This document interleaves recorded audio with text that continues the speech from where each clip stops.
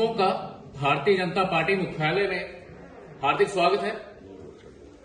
Media के साथियों, Bharatiya Janata party हर एक वर्ग का मुद्दे उठाने के लिए तत्पर रहती है, सरकार के आगे हर एक मुद्दा रखती है।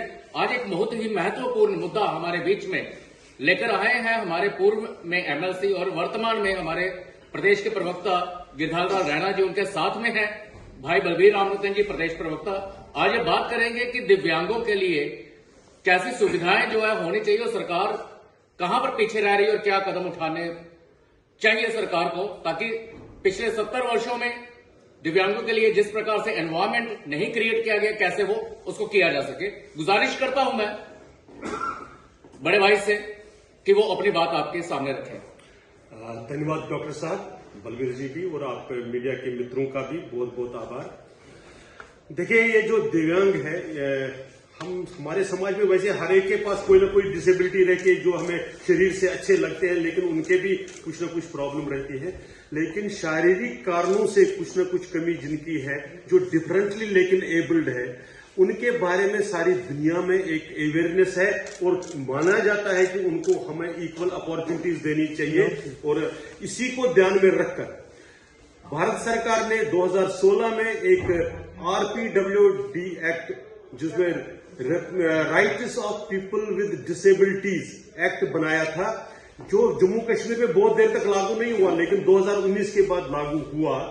लेकिन इसके बावजूद कि वो एक्ट यहां पर चालू है, उसमें से बहुत सी कमियां रहती है। खासकर जब से ये सरकार आई है तब से उसमें से और चीजें हमें देखने को मिलती है। यानी ये हालत है कि उनकी सुनवाई तक नहीं हो रही है। दिव्यांग जनों को, जो डिफरेंटली एबल्ड हमारे जो समाज का हिस्सा है, उनको प्रोटेस्ट करने की नौबत आ गई है। ये दुर्भाग्यपूर्ण स्थिति बनी हुई है। उनके इश्यू क्या है? वो कोई चांद तारे नहीं मांग रहे हैं। वो क्या कह रहे हैं कि जो उनकी शरीर की जो स्थिति है, उसके हिसाब से जो दुनिया में रिकॉग्नाइज्ड है एक्सेसिबिलिटी, वो बिल्डिंग में जा सके। अगर आप व्हील चेयर लेकर चलते हैं लेकिन आपके पास सरकारी बिल्डिंग में रैंप नहीं है, तो वो कैसे जाएगा? क्या वो निर्भर रहेगा हमेशा दूसरों पर? और ये सिर्फ सरकारी बिल्डिंग की बात है। हमारे यहाँ जम्मू कश्मीर में कोई भी ऐसी सरकारी बिल्डिंग नहीं है जिसमें वो नॉर्मल तरीके से रैंप प्रोवाइड किए गए हो, उनके लिए वैसी सुविधा चाहिए।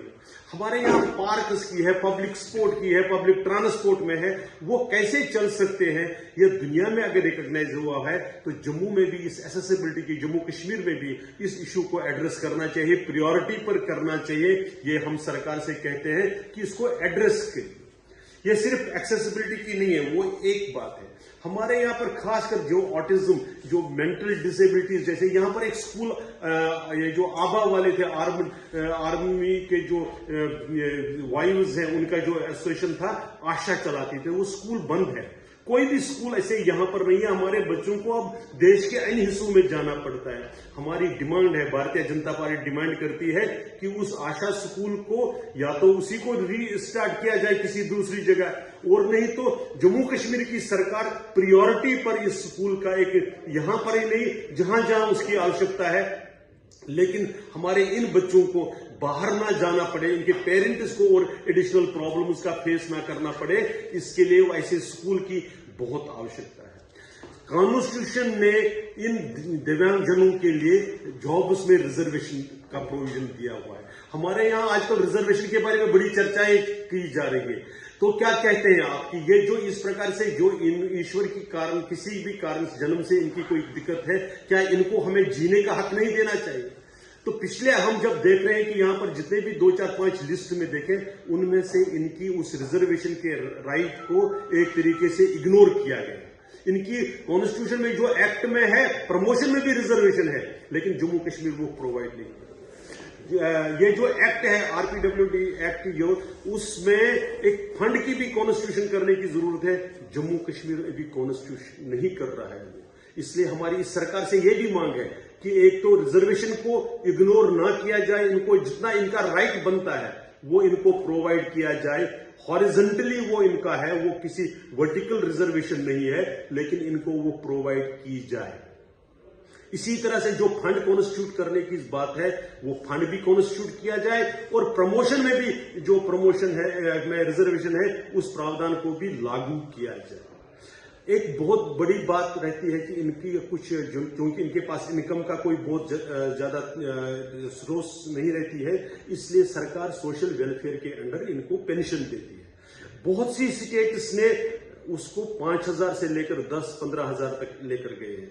हमारे यहाँ पर 1,000 मिल रहा है। वो 1,000 भी रेगुलरली नहीं मिल रहा है, और उसमें खासकर में ये जो डिस्प्लेस्ड कम्युनिटी विस्थापित समाज है उनके उसमें जो ये डिसेबल्ड बच्चे हैं उनको बिल्कुल नहीं मिलता है।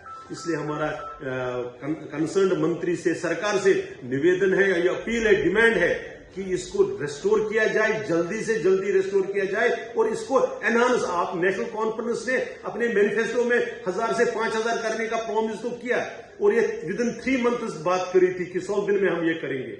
आज 4 महीने हो गए, लेकिन सरकार फेल हुई है इसको लागू करने में, अपने ही प्रॉमिस को लागू करने में। इनका एक यहाँ ये जो आज की प्रेस वार्ता हमारी थी, ये दिव्यांगजनों या डिफरेंटली एबल्ड जो हमारे समाज का हिस्सा है, जिनकी जम्मू कश्मीर में संख्या 10 से 12 लाख के बीच मानी जाती है, उनकी समस्याओं के बारे में थी, उनके बारे में है। हम सरकार से अपील करते हैं, ये सरकार जो खुद को पॉपुलर सरकार मानती है, जो चुनाव के बाद आई है, उनको इस समाज के हिस्से को कोई चिंता नहीं है। उनके इश्यूज क्या क्या है, उनके एक्सेसिबिलिटी की, कि वो आ जा सके ठीक से, हर बिल्डिंग में रैंप हो, उनका जो कंपोजिट सेंटर यहाँ पर है उसमें सामान अवेलेबल हो, उनकी जो राइट है, कॉन्स्टिट्यूशनल राइट है रिजर्वेशन का, वो प्रमोशन में भी, नौकरी में भी उनको प्रोवाइड किया जाए।